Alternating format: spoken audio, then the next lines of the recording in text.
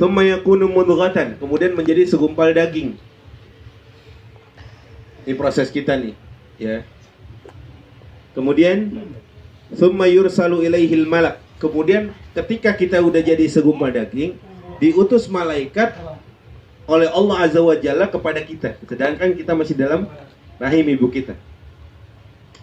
Fayanfukhu fihi ruh, kemudian di 40 hari ketiga itu baru ditiupkan ruh. Makanya orang-orang yang menggugurkan janinnya, para ulama melihat dari hadis ini, itu sama juga membunuh jiwa. Apalagi di 40 hari ketiga. Berarti berapa bulan tuh? 4 bulanan lebih. Ya, 4 bulanan lah ya. Di 4 bulanan kemudian dia gugurkan janinnya, itu para ulama sebagian mengambil kesimpulan hukum itu sama juga membunuh orang yang hidup gini. Karena sudah ada ruh di dalamnya. Ya. Kemudian malaikat tadi setelah dia ditugaskan untuk meniupkan ruh, dia juga diperintahkan oleh Allah untuk menulis rizkinya. Jadi rizki kita udah ditulis di umur kita berapa? 4 bulan di dalam kandungan ibu. Bikat bi rizkihi, rizkinya ditulis. Wa ajalihi, ajalnya kapan? Wa amalihi, kemudian amalannya. Apakah amalan dia nanti di dunia ini baik atau berujung buruk? Jadi udah ditetapkan berapa tuh Pak? Berapa poin? Pertama, rizkinya. Kedua, ajalnya. Terus, amalnya. Jodohnya mana? Katanya jodoh udah ditulis. Nah, rizki. Ya, maksudnya pasangan hidup itu termasuk bagian dari rizki. Meskipun bukan berupa materi yang seperti orang hari ini anggap cuma materi. Ya. Kemudian, nah ini yang paling ngeri di akhir nih. Kita akan bahas yang akhir-akhirnya. Rasulullah sampai bersumpah, "Fawalladzi nafsu Muhammadin biyadihi," dan demi jiwa Muhammad yang ada di genggamannya. Artinya demi Allah.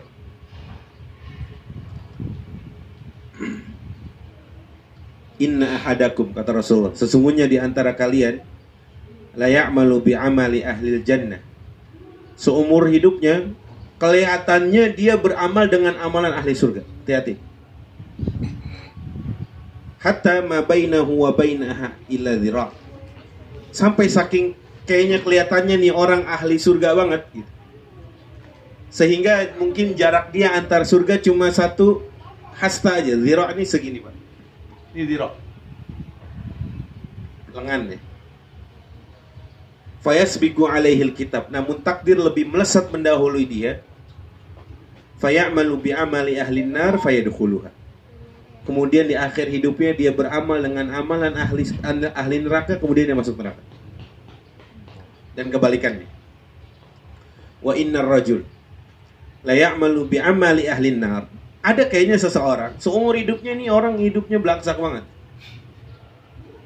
Ya, sampai kita nganggapnya ini orang kayak masuk neraka nih. Nggak ada waktu taubat kayaknya orang ini. Kayak gitu. Dia sudah membunuh sekian kali, dia sudah berzina sekian kali, dia meminum khamr sekian kali dan sebagainya. Sampai kata Rasulullah, hatta ma bainahu wa bainaha illa dhira. Seakan antara dia dengan neraka cuma juga seahnya sehasta ini. Seapa ini dhira ini? Selengan aja. Fayasbiqu alaihil kitab, tapi takdir lebih melesat mendahului dia. Fayamalu bi amali ahlil jannah. Di akhir hayatnya dia beramal dengan amalan ahli surga, maka dia masuk surga. Ngeri gak, Pak? Ini bagi saya ngeri, Bang. Nah, mari kita bahas. Tadi judulnya selangkah untuk menentukan iya. Dahulu ada kisah seorang muadzin. Dia orangnya alim, soleh, azan terus di masjid. Namanya dulu kan azan itu bukan kayak hari ini di bawah ada mic yang keluar suaranya, ya kan? Kalau dulu azan itu di menara, pokoknya agak tinggi lah, supaya suara itu lebih luas di bawah angin itu. Suatu hari muadzin ini, karena dia adanya di atas, melihat satu rumah wanita Nasrani. Sebagaimana kita tahu, Nasrani nggak menutup hijab seperti ibu-ibu ini, enggak. Wanita itu cantik sekali, tapi dia Nasrani. Sehingga ketika dia selesai azan, dia berniat muazin tadi untuk datang ke rumah wanita tadi untuk menikahi. Ternyata orang tua wanita tadi nggak mengizinkan. Sampai si anak tadi, si muazin tadi masuk ke dalam agama mereka. Syaratnya itu, Pak. Akhirnya si muazin tadi bermain dia dalam hatinya. Oke lah, gue pura-pura dulu aja nih, supaya dapat wanita ini, terus ntar gue bakal masuk Islam lagi. Dia bilang kayak gitu. Akhirnya di hari pernikahannya, sebelum akad sudah ada memang dari zaman dulu, sebelum Rasul pun ada. Sebelum itu kejadian, namun iman dia sudah tergadaikan sebelumnya. Dia menaiki tangga untuk ke panggung, untuk keadaan itu, kemudian akhirnya jeblos dan dia meninggal. Sudah dalam keadaan imannya tidak jelas, atau dia sudah berpindah agama, kemudian tidak pula dia dapat wanita yang dia idam-idamkan itu. Itu kalau bahasa Qur'annya khasirat dunya wal akhirah. Rugi dunia dan akhirat. Maka jangan pernah kita minta selamat dari merasa udahlah, aneh pura-pura dulu aja, nanti aneh bakal pindah lagi kok dalam Islam. Enggak. Karena hidayah itu benar-benar nggak ada yang tahu, Bapak Ibu sekalian. Makanya tadi di awal saya buka itu, man yahdillahu fala mudilla lahu. Barang siapa yang Allah berikan petunjuk, maka tidak ada satupun manusia di muka bumi ini yang mampu menyesatkan kita. Dan sebaliknya, kalau Allah sudah sesatkan, tidak ada satu orang pun di muka bumi ini yang mampu memberikan kita hidayah. Oleh karena itu, hidayah itu bukan barang yang dijual di pasar, yang kapan kita mau kita beli, mungkin bisa. Atau hidayah itu bisa kita cari di pinggir pantai atau di atas gunung, enggak. Ya, ini hidayah milik Allah. Yang Rasulullah saja, setiap kali sujud Rasulullah meminta agar hatinya diteguhkan dalam agama ini. Itu padahal Rasul, Pak. Jadi nanti ini tambahan ya, setiap sujud Bapak Ibu setelah baca doa sujud, doa sujud kayak gimana? Subhana rabbiyal a'la, gitu ya. Setelah baca Subhana rabbiyal a'la, Rasulullah punya kebiasaan untuk menambah doa di setiap sujudnya, yaitu Allahumma ya muqallibal qulub tsabbit qalbi ala dini. Banyakin doa itu. Dalam rangka apa? Menjaga hidayah. Karena kita mau bahas tentang ini. Selangkah kita menentukan kita ada di mana entar. Maka nanti kalau setiap sujud tambahin doa itu ya. Tadi apalkan doanya Bapak Ibu? Allahumma. Ini ntar saya tanya nih di akhir, nggak boleh pulang sebelum bisa. Asik. Gimana? Biar ada tantangannya, biar nggak bubar aja gitu. Allahumma ya muqallibal qulub tsabbit qalbi ala dini. Tsabbit qalbi ala dini. Wahai Allah yang maha membolak-balikan hati, teguhkanlah hati kami di atas agamamu. Sampai kapan? Sampai berjumpa dengan Allah nanti. Karena syarat masuk surga itu ini, Pak, agama ini. Saya beberapa kali mungkin sebulan yang lalu itu, hampir setiap Jumat saya khutbah. Khutbah saya nggak 4 pekan yang lalu itu nggak ganti-ganti, judulnya satu, mulia dengan Islam. Di masjid mana, di mana. Saya mau bilang kalau kita ini mulia dengan Islam gitu. Karena Umar bin Khattab pernah bilang gini, nahnu qaumun a'azzanallahu bil Islam. Kita adalah satu kaum yang dimuliakan oleh Allah dengan Islam. Dulu Umar Islam apa bukan? Bukan. Makanya Islam Umar tatkala dia jadi Islam itu dia sangat-sangat memegang sekali keislamannya. Dulu Umar mau membunuh Rasul. Iya, Umar itu galak gitu, Umar itu. Gak cuma manusia yang takut, setannya takut sama Umar itu. Kalau seandainya setan tahu Umar mau lewat sini, mendingan dia muter balik sono. Karena ada Umar. Ya, mari kita pertahankan hidayah ini.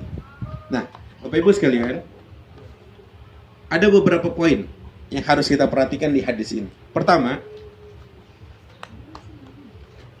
Allah sudah mengetahui, Allah sudah menentukan keadaan kita jauh sebelum kita hadir ke dunia ini. Ya. Tadi ditulis apanya, masih umur 4 bulan, rizkinya, terus ajalnya, terus amalannya. Apa nih orang bakal baik apa enggak? Ya. Jadi Allah udah tahu kita gimana tuh, udah tahu sebenarnya. Ada yang pernah minta diciptain sama Allah? Ya Allah, saya minta diciptain. Enggak ada, tapi Allah hadirkan kita ke sini. Allah sudah jamin kita semuanya. Jauh sebelum kita diciptakan. Bahkan ketika di rahim itu udah ada percakapan antara kita dengan Allah. Percaya apa enggak? Allah sudah mengatakan demikian. Waktu kita masih di rahim ibu kita yang mulia itu. Ya. Allah nanya ke kita. Allah bilang, "Alastu bi rabbikum?" Bukankah aku Tuhan kalian? Tuh, kita waktu masih rahim ditanya, tapi kita nggak sadar ya. Betul nggak? Tapi kita ngomong, dalam Al-Quran kita ngomong. Ketika kita masih di dalam rahim ibu kita ditanya sama Allah, "Alastu bi rabbikum?" Bukankah aku Tuhan kalian? Kita bilangnya apa? Qalu bala syahidna. Iya. Kami mengakui engkau Tuhan kami. Meskipun kita mungkin nggak sadar, tapi itu sudah digerakkan oleh Allah. Makanya fitrahnya kita itu adalah Islam. Bapak Ibu, fitrah kita itu diciptakan dalam keadaan Islam. Tergantung ntar nih anak dapat bapak ibunya agamanya apa, kan gitu kan? Alhamdulillah kita dapat agama bapak ibu kita dalam keadaan Islam, maka alhamdulillah. Maka kita jaga. Jadi poin pertama adalah jauh sebelum kita dilahirkan dari rahim ibu kita yang mulia itu, kita sudah ditentukan oleh Allah nasib kita. Makanya ini saya bilang, ini hadis ngeri nih. Apalagi berkaitan dengan akhir hidup kita ntar mau macam kayak gimana. Makanya kita nggak boleh menjudge orang, lu udah nggak bakal masuk surga lu ah. Siapa kita? Panitia surga? Hah? Panitia 17-an oke, kalau panitia surga jangan ya. Lu mah nggak bakal ada kesempatan lu. Dia nggak bakal berubah. Aneh udah ajakin ke masjid. Siapa kita? Loh, umur dakwah ini lebih panjang daripada umur kita. Bisa jadi nih ya Bapak Ibu, setelah kita meninggal, orang yang sering kita bilang katanya dia gak bakal sadar itu, dia malah sadar satu hari Allah udah kasih hidayah atas yang pernah kita nasihatin. Maka sebanyak itu juga pahala yang terus mengalir ke kita. Namanya passive income. Loh, mau gak kita di dunia aja duduk-duduk di rumah main sama anak sama istri, tapi penghasilan masuk terus? Pengen kan? Lah ini di kuburan Pak masalahnya. Yang lebih penting lagi untuk kita dapat itu. Anak kita boro-boro mau masuk ke dalam kuburan bareng kita. Istri, suami yang katanya dulu janji kita sehidup semati, janjian di bawah pohon jambu apalah itu. Pas suaminya meninggal, mau gak tuh istri masuk? Gak bakal mau Pak. Gak bakal mau Bu ya. Itulah karena yang setia itu amal. Harta kita yang capek-capek kita kumpulin, mobil di parkiran doang, parkiran kuburan jauh dari kita. Ya jangan kan mobil, tiker aja masih di bawah itu. Mayan tiker nih masih digulung aja. Itu saking harta nggak nemenin kita bener-bener. Ya maka Bapak Ibu sekalian, hendaklah kita tenang nih. Kalau udah di dunia Allah sudah jamin semuanya, tenang. Maka nanti ada langkah apa yang seharusnya diperbuat oleh seorang muslim dari Rasulullah SAW. Baik. Poin yang kedua adalah, ya tadi, tidak ada keputusan resmi kita nanti bakal masuk surga atau enggak, kecuali memang orang-orang yang sudah dapat predikat itu. Kita tahu ada 10 orang al-mubashshiruna bil jannah. Siapa aja mereka? Ayo tanpa googling. Ya sebutin paling yang lancar, Abu Bakar, Umar, Utsman, Ali. Kesononya siapa? 6 orang lagi. Tolha, siapa lagi? Zubair, terus Saat. Jangan Google ya, Google ya. Ini PR nih, biarin aja deh. Langsung Google. Kalau kecuali mereka ini yang 10 orang ini sudah ada jaminan, itu clear udah. Tapi 10 orang ini meskipun dijamin surga, mereka masih merasa nggak pantas. Lah kalau kita digituin gimana? Udahlah santai udah. Tapi Umar itu nggak bakal merasa, ya Allah, aneh beneran gitu. Sampai sehingga ini agak cerita sedikit, di Masjid Kuba itu sekeliling itu banyak sumur. Mungkin para jamaah umroh nggak biasa tuh. Biasanya cuma ziarah Kuba terus nggak keliling sumur. Ini dulu ada sumur sejarahnya, ini ada ini. Itu ada sumur namanya sumur Aris. Bir Aris, sumur Aris. Sumur Aris ini dulu Rasulullah lagi mau menyendiri. Rasulullah sendiri aja di situ. Terus ada sahabat, saya lupa namanya, anak muda. Dia ngeliat Rasulullah. Oh oke. Rasulullah di situ. Dia minta izin, ya Rasul, aneh jadi pintu gerbang ente ya. Jadi kalau ada orang yang mau masuk, izin sama aneh. Ya silakan. Akhirnya Rasul lagi mau menyendiri. Akhirnya Abu Bakar mau datang ke situ.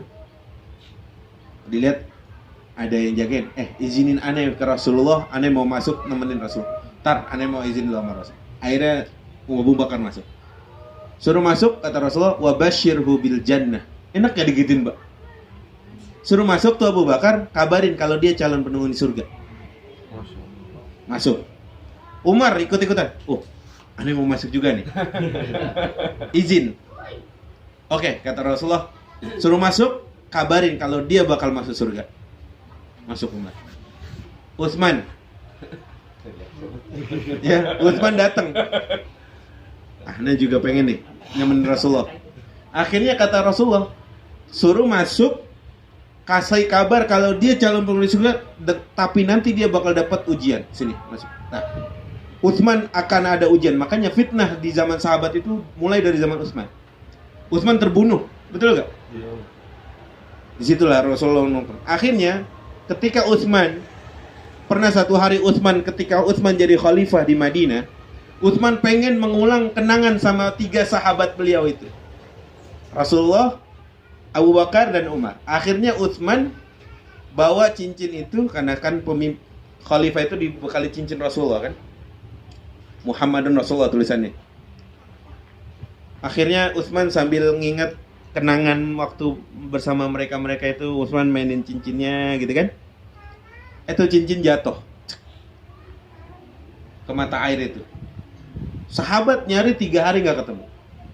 Para ulama mengatakan, oh ini mungkin hikmahnya, kalau Utsman kenapa tuh cincin jatuh, sehingga cincin ini tidak jatuh ke sembarangan orang nantinya yang mengatasnamakan Rasulullah SAW. Makanya di situ fitnah pun terjadi sering. Utsman terbunuh. Apalagi di zaman Ali kita tahu perpecahan 2 sahabat mulia, Aisyah radhiyallahu anha dan Ali bin Abi Thalib. Kemudian di zaman Muawiyah dan sebagainya. Nah, ya, maka orang-orang yang tadi ya, yang udah 10 orang masuk surga, kemudian enak banget suruh masuk, ente masuk surga. Yang jamin Rasul masalahnya. Tapi lagi-lagi mereka meskipun dijamin, mereka merasa kayaknya gue nggak pantas, sehingga mereka tetap beramal sebaik-baik amal. Abu Bakar itu nginfakin semua ini ya Pak, aset semua hartanya. Tapi para ulama mengatakan Abu Bakar menginfakkan semua hartanya, tapi dia punya cadangan untuk itu. Asetnya banyak gitu. Dikeluarin semua, tapi dia yakin ada aset yang senilai ini juga. Umar mau ikut-ikutan. Tapi Umar cuma mampu setengahnya aja. Dulu Umar, ya Rasulullah, saya setengahnya. Datang Abu Bakar, saya seluruhnya. Ya elah, gitu kan. Ini dia lagi gitu kan. Karena Umar dengan Abu Bakar itu saingan-saingan.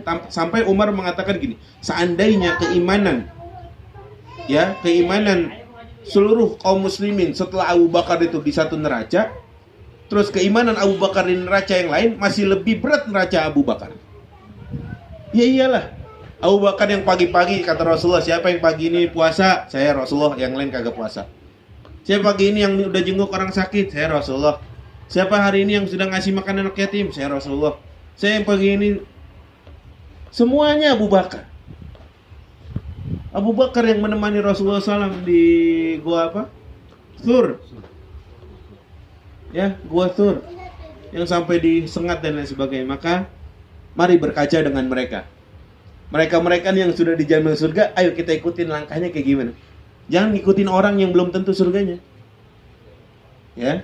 Maka yang kedua adalah dari hadis ini kita nggak berhak untuk menentukan, oh saya masuk surga, fulan masuk neraka.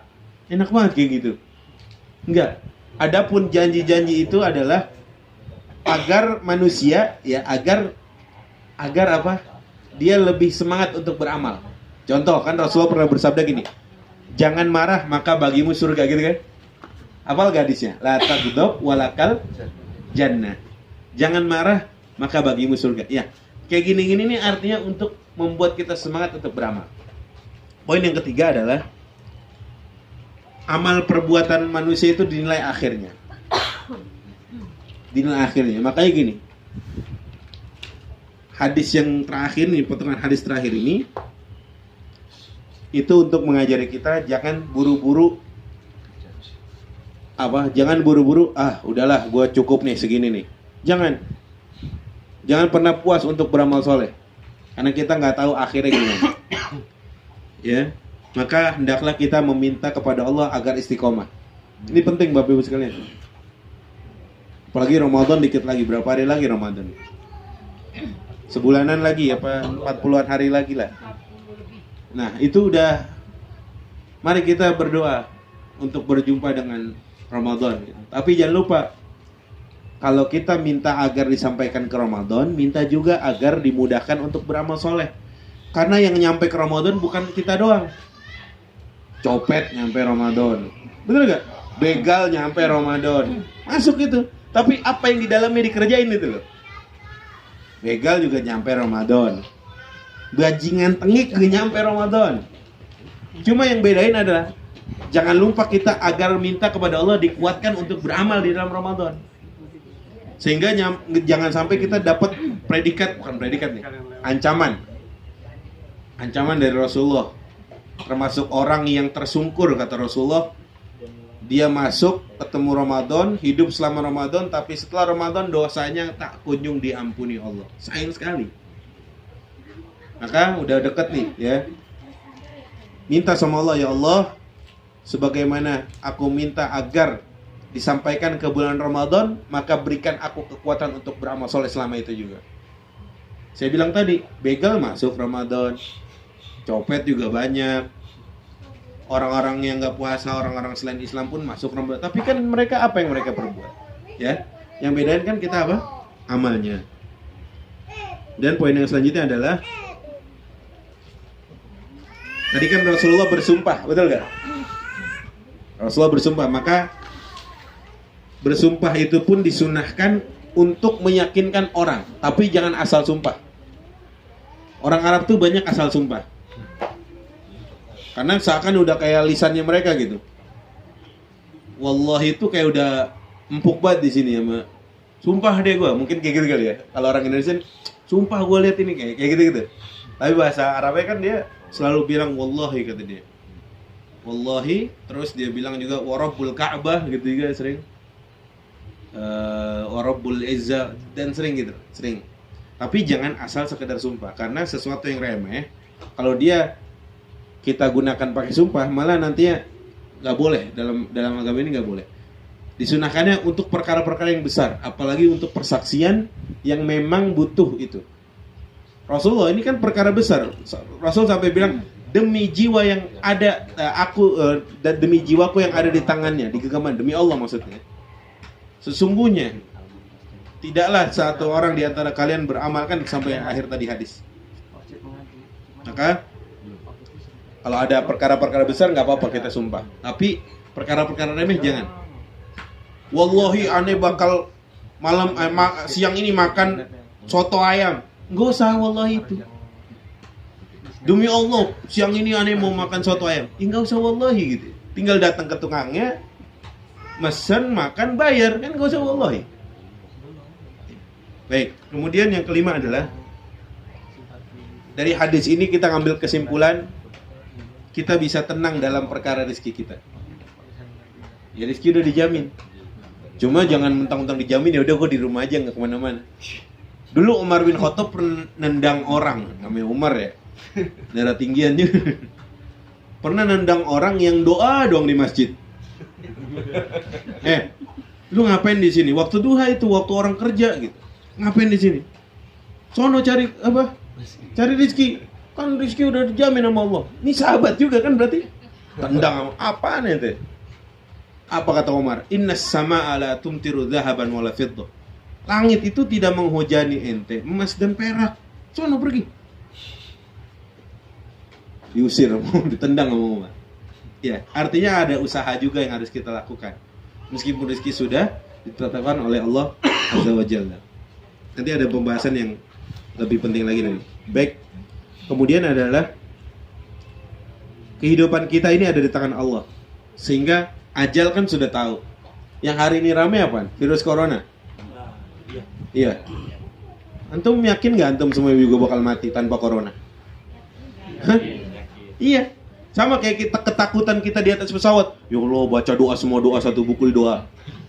Habis satu buku hatam doa-doa tuh. Mau doa makan, mau sebelum tidur, habis semua dibaca.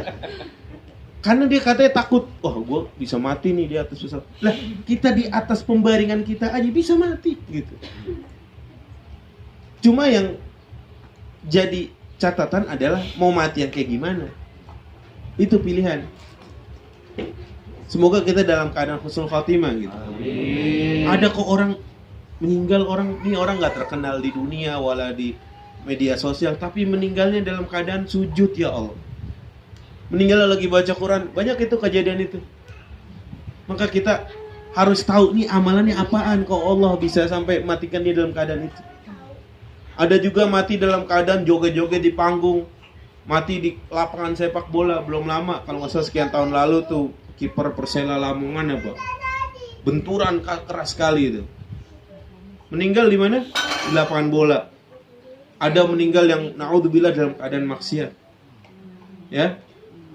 Karena kematian itu pasti cuma caranya itu yang berbeda-beda. Ada virus corona. Ya kita harus berkaca dengan apa nih pedoman Rasulullah menghadapi ini, kan gitu. Pedoman Rasulullah, oke, jangan banyak keluar dari rumah. Kemudian kalau virus itu wabah itu di satu kampung jangan masuk.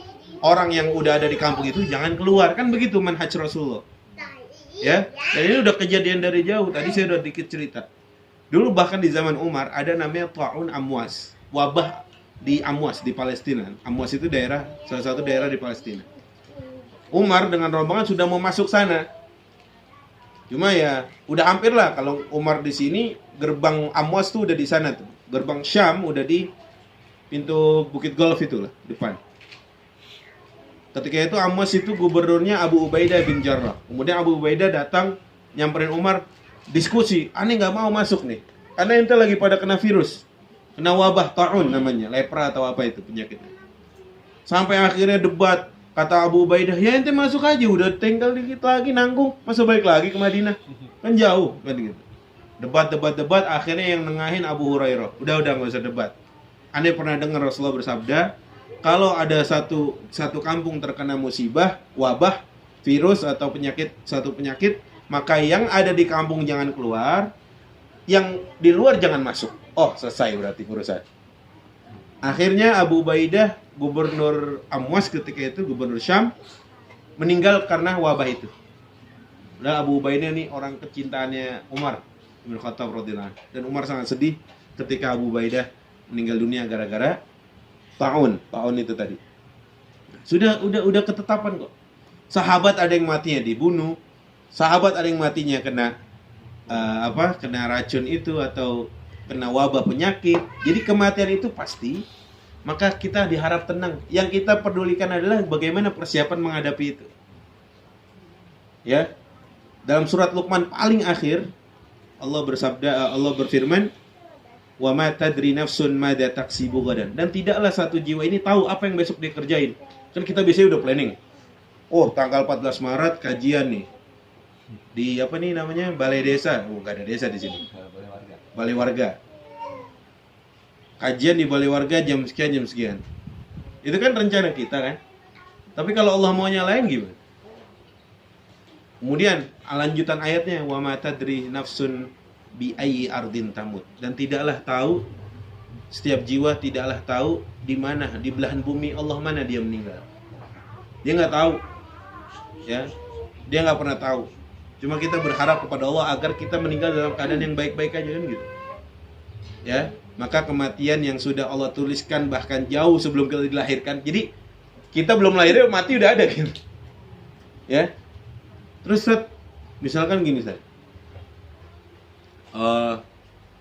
Gimana ungkapan kita kayak gini, misalkan ada orang nyelamatin, oh untung kalau nggak dia nih gue udah mati nih, misalkan gitu.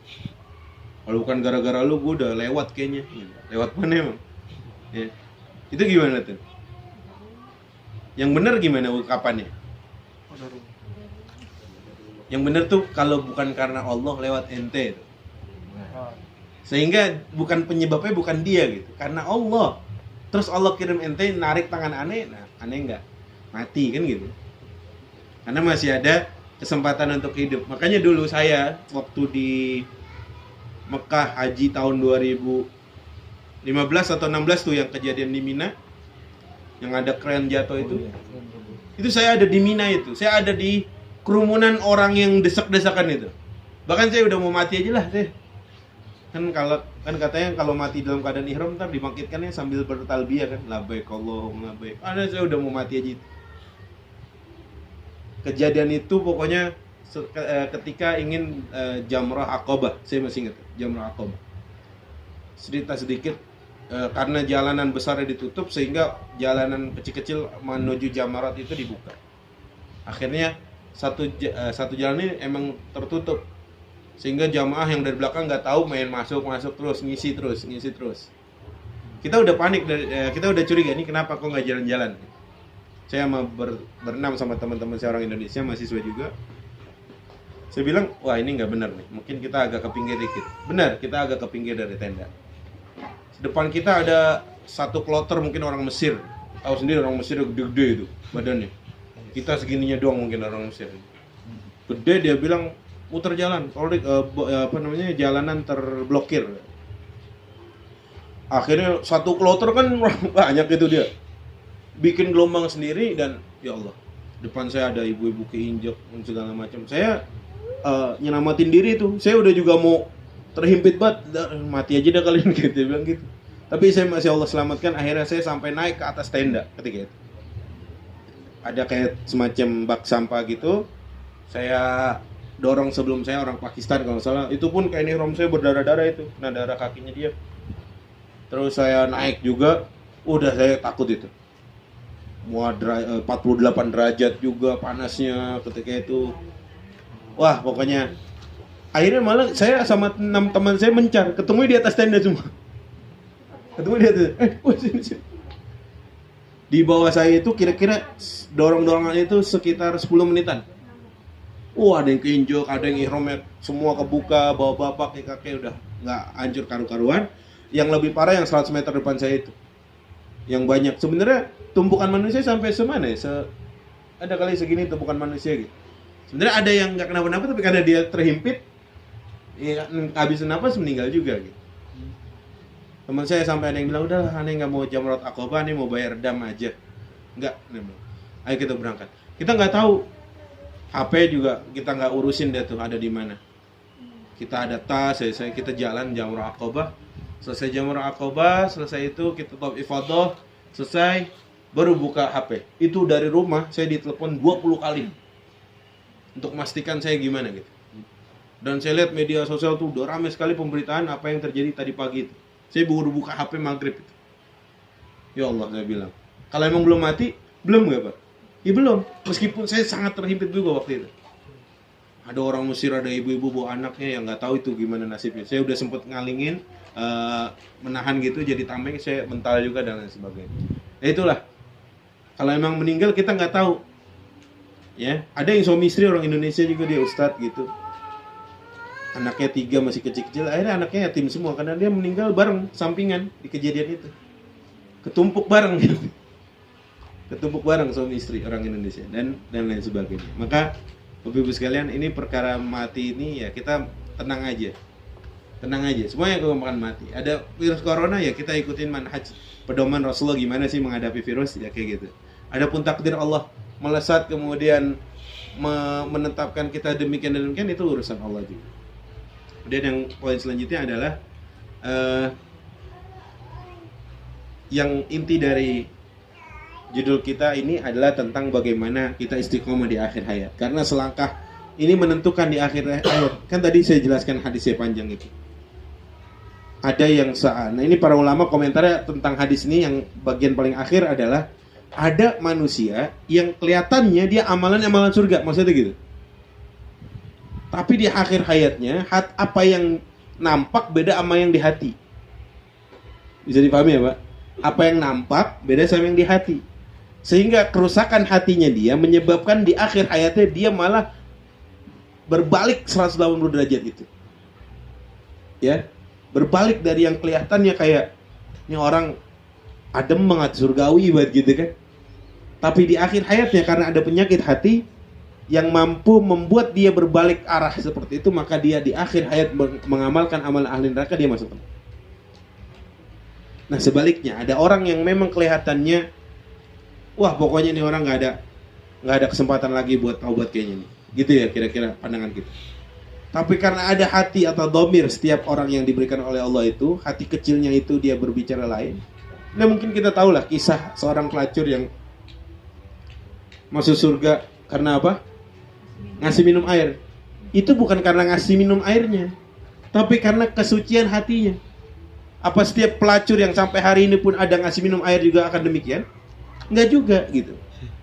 Karena tergantung apa yang ada dalam hatinya. Maka yang amalan tadi ini ya di akhir ini yang sangat menentukan ini bagaimana kesucian hati kita juga Bapak Ibu sekalian. Ya. Agar apa? Agar kita nanti juga di hari kiamat yang selamat itu hati yang bersih kata Allah. Apa itu hati bersih? Allah berfirman, "Yauma la yanfa'u malun wala banun." Di hari mana tidak berharga lagi harta dan anak keturunan illa man atallaha biqalbin salim. Kecuali mereka yang datang kepada Allah dengan hati yang bersih. Qalbun salim itu bisa diartikan kalau para ulama bersih dari dosa-dosa syirik. Penyakit hati kan paling besarnya syirik tuh. Kita nggak yakin sama Allah atau kita yakin sama Allah tapi masih percaya ke dukun. Kita yakin ada Allah tapi kita percaya ramalan bintang. Cancer, oh jodohnya kayak gini, Scorpio. Hafalkan dulu Bapak Ibu kan? Masih hafal siapa? ABG. Hafal lah ya. Kalau apa lagi sekalian Aquarius. Nah, ini syirik ini, Pak. Ya. Ini syirik ini. Apalagi selain Aquarius? Cancer. Gemini. Aduh. Ini siapa yang bikin? Ini pesimis ini. Masa dia yang nentuin rezekinya? Dia yang nentuin jodohnya kayak gini. Atau kalau urusan asmara gini, urusan rezeki dia seret, ya Allah.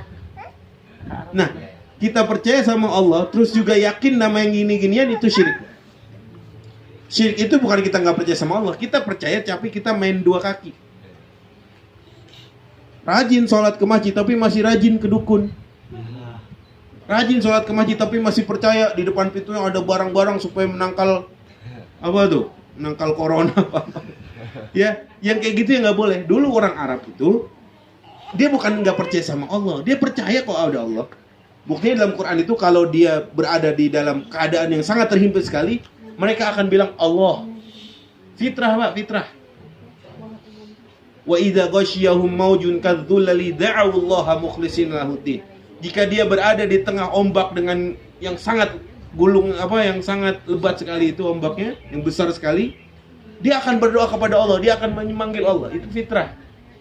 Cuma dia kalau udah diselamatin sama Allah ke daratan, dia balik lagi nyembah patung gitu loh. Iya, kurang ajarnya kafir musyrik Quraisy itu begitu. Makanya perkara hati ini ingat tadi kata ulama, illa man atallaha biqalbin salim. Qalbun salim itu apa tadi? Yang artinya bersih dari syirik. Kemudian bersih dari hasad. Bersih dari hasad, iri, dengki dan lain sebagainya. Orang punya mobil baru dia yang gerendengan. Tuh paling mobil kredit itu. Apa urusannya gitu? Orang yang Allah berikan dia nikmat, ngapa dia yang sakit hati gitu? Kemudian penyakit hati yang lain juga.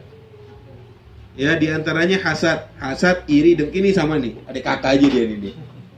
Dia sama-sama nih.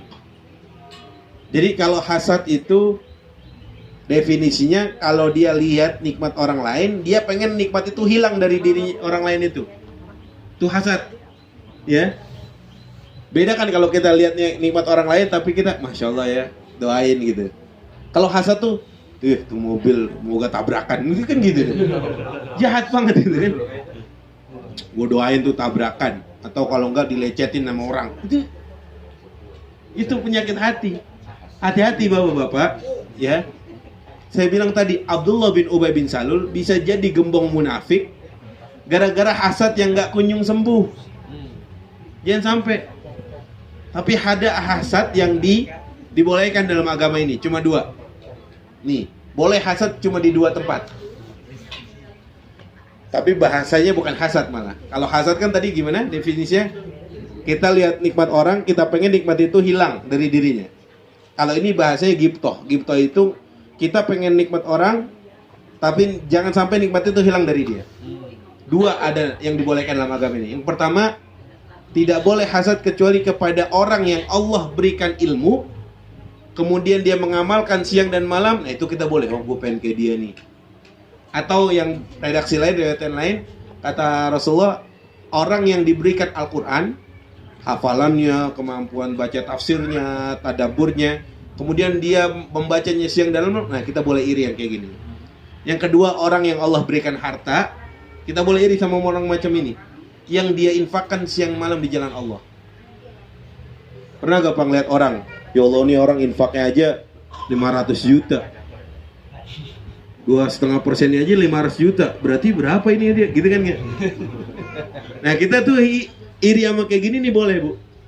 Ya Allah semoga saya bisa kayak gitu, supaya saya bisa ngidupin orang-orang sekampung saya, kan gitu.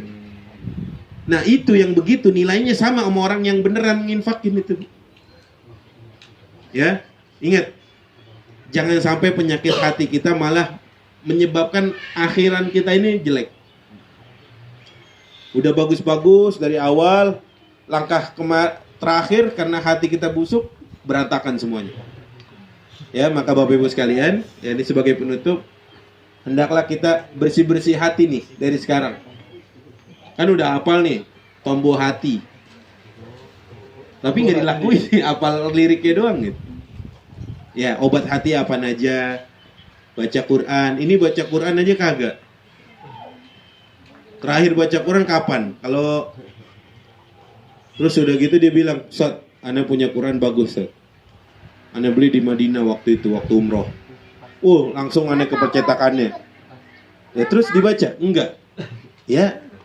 Perintah Allah itu bacalah, bukan pajang lah, gitu. Nah, Iqra itu artinya apa, Pak? Baca. Ya, kalau pajang lah bahasa Arabnya apa? Ya, perintah Allah itu apa? Bacalah, bukan pajang lah. Mau Quran sebagus apa, agak dibaca, ya nggak manfaat. Ya, nih makanya Bapak Ibu sekarang, ini udah mau Ramadan, bulan Al-Quran, latihan dari sekarang.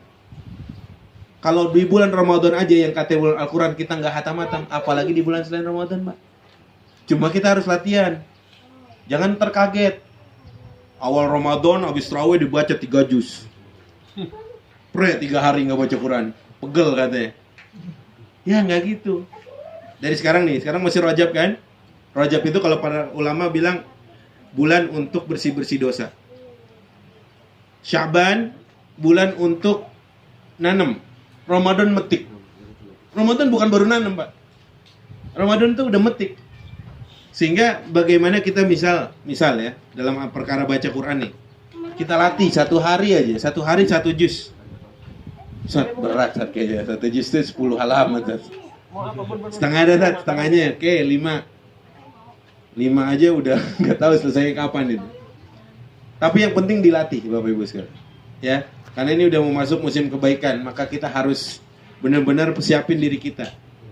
Siapin fisik, baik itu fisik ataupun ruhnya. Ya, maka Bapak Ibu sekalian, ini tadi penutup saya dari saya. Kemudian kalau emang ada tanya jawab, syaratnya jangan berat-berat.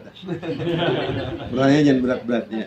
Kalau emang ada pertanyaan, saya mohon jangan berat-berat, yang enteng-enteng aja. Karena jangan sampai menyusahkan orang lain, Mbak. Ya.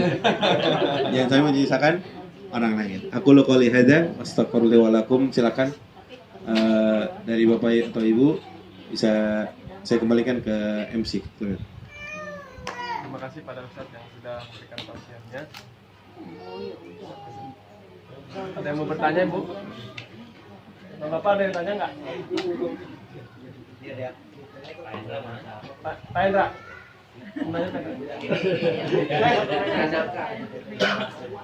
Ibu-ibu ada yang mau nanya, ibu-ibu? Oh, Pak Yordi.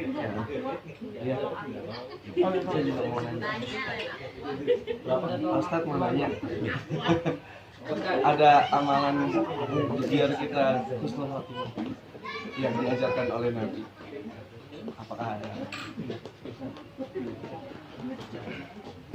Saya langsung jawab ya. Kalau adakah amalan yang khusus dari Rasulullah agar kita mampu meninggal dalam husnul khotimah? Setahu saya nggak ada amalan khusus.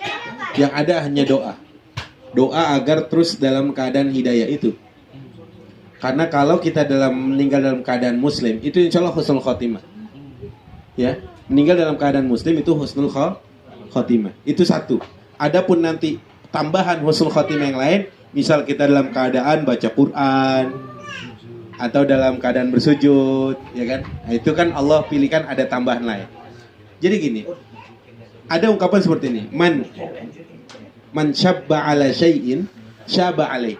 Barang siapa waktu mudanya dalam suatu perkara itu terus, maka tuanya pun akan demikian. Wa man syaba ala syai'in mata alaih. Kalau dalam waktu tuanya dia kayak begitu terus, harapannya meninggal dalam keadaan itu. Wa man mata alaihi bu'itha alaih. Barang siapa yang meninggalnya kayak seperti itu, harapannya dibangkitkan nanti akan seperti dia meninggal. Jadi kan ada tahapannya tuh. Kalau seumur-umur kita terus gitu, sering melazimkan puasa Senin Kamis misal, atau sholat 2 rakaat duha misal, 2 doang memang tapi istiqomah, kita harap semoga Allah menutup usia kita dalam keadaan di mana kita istiqomah itu, ya. Sehingga kalau yang demikian, perintah Rasulullah malah doa terus, doa agar hidayah terus bersama kita. Karena meninggal dalam keadaan Islam, dalam keadaan beriman itu juga husnul khotimah. Meskipun caranya mungkin kita tabrakan, mungkin atau sakit dan lain sebagainya. Wallahu a'lam bishawab. Rasulullah meninggalnya apa? Apa dalam keadaan sujud? Enggak. Rasul meninggal di pangkuan istri beliau, Aisyah radhiyallahu anha. Ya, apa dalam keadaan sujud? Enggak. Tapi apa beliau Rasulullah enggak husnul khotimah? Enggak lah, beliau husnul khotimah pasti. Ya. Karena meninggal dalam keadaan iman itu husnul khotimah. Kira-kira itu Pak, Allah a'lam bishawab. Dibilang jangan yang berat-berat, jangan yang berat-berat. Silakan, Pak. Kan tadi ada dua yang satu itu misalkan orang itu berbuat baik terus, pas di akhir hayat dia yang saya tadi bilang meninggal dalam keadaan misalkan kafir atau misalkan dalam keadaan tidak beriman. Yang kedua, ada orang yang tadinya itu hidupnya itu belangsakan gitu kan, kedua inilah gitu kan, tapi pas tiba-tiba dia hanya melakukan satu keikhlasan dia, misalkan dia meninggal dia terus kalau misalkan seperti itu, apakah dia nggak melewati misalkan yang teks mizan, misalkan yang timbangan itu, atau misalkan perhitungan, misalkan hisab seperti itu, Ustaz? Itu semuanya pasti akan melewati semuanya. Yang maksud dari perkataan Rasul fayamalu bi amali ahlin nar, maka dia beramal di akhir hayatnya dengan amalan ahli neraka, maka dia masuk neraka. Nah, yang begitu tetap ditimbang semuanya, tetap dibahas semuanya nanti di hari kiamat. Cuma kalau endingnya neraka kan sama juga bohong nih, betul gak sih? Tetap ada timbangan, namanya hisab. Ada hisab, ada mizan. Jadi sebelum mizan itu hisab dulu. Hisab itu kalau sampai Allah nanya, ente kenapa gini, ente gini-gini, itu pasti diazab. Rasul bersabda, man nukisha fil hisab udzib. Barang siapa yang Allah sampai ngajak ngomong gini-gini beneran, ada didetailin sama Allah, itu pasti ada azab. Adapun dia di neraka, apakah khulud, apa ini kan pembahasan lagi, apa dia kekal apa enggak, kan itu pembahasan beda. Karena banyak dari umat Rasulullah itu masuk neraka dulu, baru di akhirnya masuk surga. Gitu ya, Pak. Maksudnya tuh imannya, bagaimana imannya. Kalau dia benar-benar imannya copot sama sekali, dia akan khalidina fiha abadan. Tapi kalau masih ada iman meskipun sebesar biji sawi dan lain sebagainya, ada kemungkinan Allah keluarin. Kan makanya saya bilang, kita harus mati dalam keadaan Islam. Karena kalau enggak gini kita enggak bakal masuk surga. Kita bakal Allah alam. Ada yang mau nanya lagi? Ibu nggak ada. Saya mau nanya Ustaz, ada riwayat ya kalau tidak salah apakah benar bahwa nanti di kelak di akhirat itu yang pertama ada syafaat dari selain Rasul ya, syafaat mungkin dari temannya atau dari keluarganya. Seperti apa itu Ustaz? Misalnya pernah dengar juga orang yang hafal Al-Quran itu akan memberi syafaat atau mengajak keluarganya gitu, banyak berapa. Terus yang kedua, benar nggak ya kalau nanti juga ada apa tuh yang tadi Ustaz sampaikan, iman. Jadi di apa namanya, umatnya Rasul itu dilihat imannya, terus nanti dinaikkan dari neraka ke surga, terus sampai benar-benar yang sisa imannya tinggal sedikit. Itu riwayatnya gimana? Terima kasih Ustaz. Tentang syafaat ya. Syafaat dulu kita bahas. Apa sih definisinya syafaat? Syafaat itu adalah perantara, pertolongan. Semua bisa memberikan syafaat kecuali, maksudnya gini, semua ada beberapa orang yang memang ditentukan dapat syafaat, seperti syafaatnya sahabat yang baik, syafaat Rasulullah, syafaat besarnya Rasulullah itu yaitu buat ahli-ahli maksiat, dosa-dosa besar. Karena kata Rasulullah, syafaati di ashabil kabairi min ummati. Syafaatku bagi mereka para dosa besar juga ada. Jadi yang pernah berdosa besar itu kalau kita berharap syafaat sama Rasul bisa, tapi semua ini atas izin Allah. Ya. Semua syafaatnya atas izin Allah. Kemudian ada syafaat di antaranya syafaat Rasulullah. Oke, itu sudah pasti. Kemudian syafaat Quran juga menjadi syafaat. Karena kata Rasulullah, Iqra'ul Quran, bacalah kalian Al-Quran. Karena Quran akan datang kepadamu sebagai syafaat. Karena Quran akan datang di hari kiamat bagi orang yang membacanya, bagi orang yang mengamalkannya, yang menghafalkannya, mentadaburi dan sebagainya. Berarti yang syafaat kedua siapa? Quran. Al-Quran bisa mensyafaati. Ketiga, teman soleh. Kata Imam Hasan Al-Basri, perbanyaklah kalian sahabat soleh, karena yang demikian akan mampu menjadi syafaat kalian di hari kiamat. Karena gini, kata Rasulullah, teman itu menyeret, bukan menarik artinya kita tertarik, menyeret. As-sahibu sahibun, teman itu menyeret, sehingga sebagaimana dia juga menyeret kita di dunia, dia juga mampu menyeret di akhirat. Jadi kita bisa, mana teman aneh nih, dulu kita sama-sama baik, akhirnya dia menanyakan kepada Allah agar bisa dikeluarkan, tapi seluruhnya atas izin Allah. Kemudian yang berkaitan dengan yang tadi, kalau masih ada iman, kita masih ada kesempatan untuk keluar dari neraka. Tapi emang ada yang mau masuk neraka? Gue nggak apa-apa dah masuk neraka bentar ya, nggak apa-apa dah. Nggak apa-apa dah. Iya, jangan pernah sekali-kali untuk berharap masuk neraka meskipun sebentar. Jangan pernah Bapak Ibu sekalian. Makanya doa terus ya. Di hari Ramadan itu setiap malamnya Allah membebaskan sekian dari umat penduduk neraka. Ya. Kata Rasulullah, sesungguhnya setiap malam di Ramadan itu Allah punya wenang untuk membebaskan beberapa dari umatnya Muhammad SAW. Maka orang-orang yang masih ada imannya, meskipun sedikit, meskipun kecil, itu masih ada kemungkinan untuk keluar dari neraka dan gak akan abadi.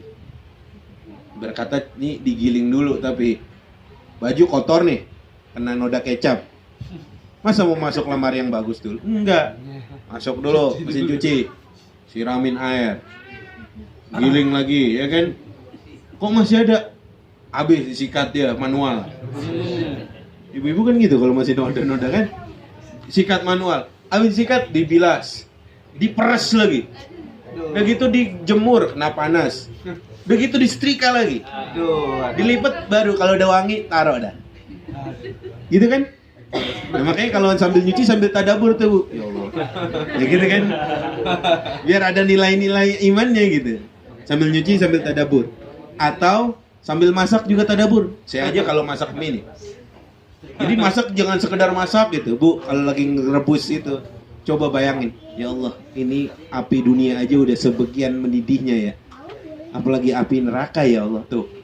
Jadi masak jangan sekedar apa? Masak tapi ada nilai-nilai keimanan. Bapak-bapak juga jangan sekedar berangkat kantor doang. Di jalanan dari sini ke kantor banyakin zikir, banyakin istighfar. Ya. Ibu-ibu di rumah sambil tadabur, bapaknya sambil zikir. Ya Allah, keluarga mana yang enak kayak gitu. Jadi sampai rumah yang ada bukan malah berantem. Rasulullah itu ya Pak nih. Untuk urusan makan itu nggak ribet Pak. Rasulullah kalau habis subuh keliling ke istri Rasulullah tuh, istri-istrinya. Nanya buat sarapan. Hal indakum syai'? Ente punya sesuatu gak? Syai'un itu nggak definitif Pak. Kalau kita kan ada nasi uduk gak gitu kan? Tapi Rasulullah kalau dibilang kita nggak ada apa-apa Rasulullah, ya udah kalau gitu gua puasa. Rasul puasa Pak. Ini enggak. Nanya kita ke istri. Ada apaan? Nasi uduk. Nggak ada ini apa? Nggak ada. Ya udah gue beli di luar. Kan gitu. Kalau kita gitu. Kalau Rasulullah masalah makanan nggak ribet. Sehingga juga Rasulullah waktu itu udah niat puasa. Aisyah nyimpen makanan kesukaan Rasul. Dipanggil apa? Ya Rasulullah, ini ada makanan kesukaanmu. Saya simpen dari kemarin buat. Dibatalin Pak puasanya. Untuk menghormati istri beliau. Ini kagak, kita udah kenyang di rumah dari luar gitu. Istri udah capek-capek masak. Udah pakai lihat YouTube tutorial lah apa segala macam. Sampai rumah. Ayah udah makan. Ya Allah. Berantakan Pak hati istri itu. Bener Pak. Iya kan? Bener Pak. Maka yang kayak gitu tuh Rasul aja ngajarin sampai segitu, menghormati hati istri. Ya kalau emang udah makan, tahan aja. Kalau perlu biarin makan lagi di rumah kan gitu. Nyampe rumah udah nggak bawa tentengan, gitu kan Bu ya? Udah bilang, Papa udah makan. Itu makanan yang tadinya istri udah jihad untuk apa? Supaya makanan enak dirasain suami ridho. Wah, bubar itu Pak semua. Ya, itu kira-kira wallahu a'lam bishawab. Istri ya Teh.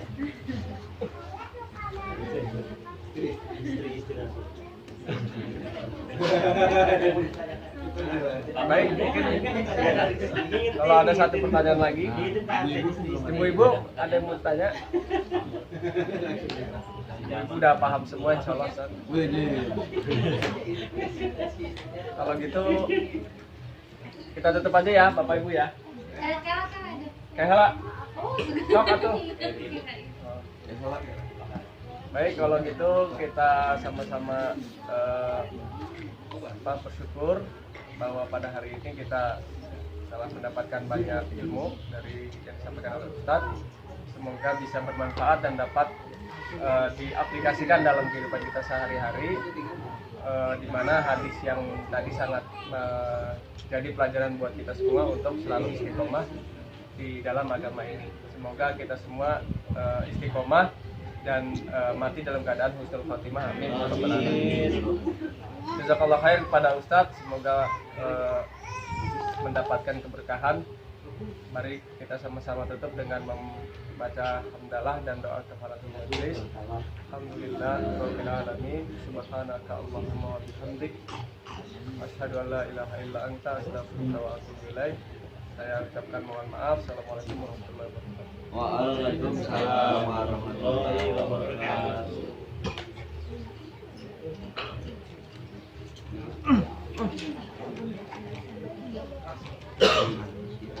Ini dibuang saya.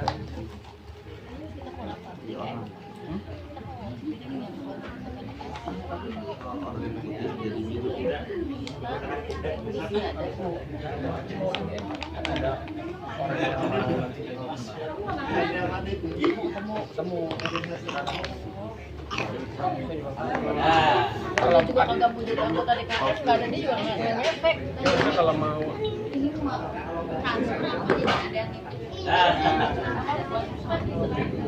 Masih ya.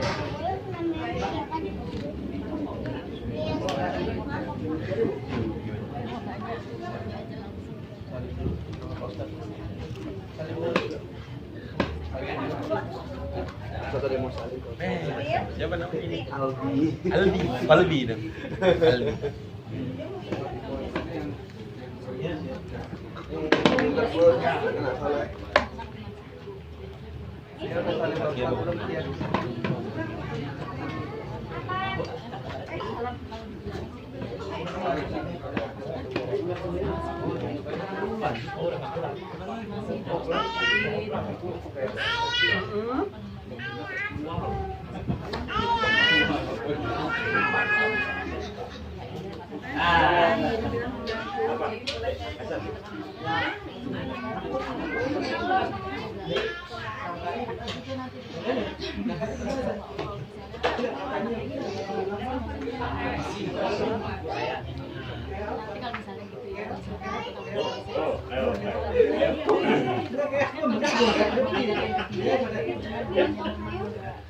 Nanti kalau misalnya gitu ya,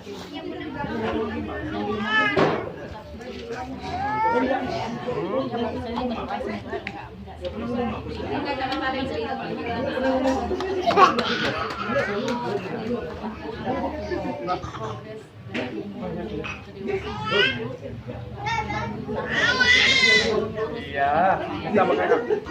Ah, minta kak.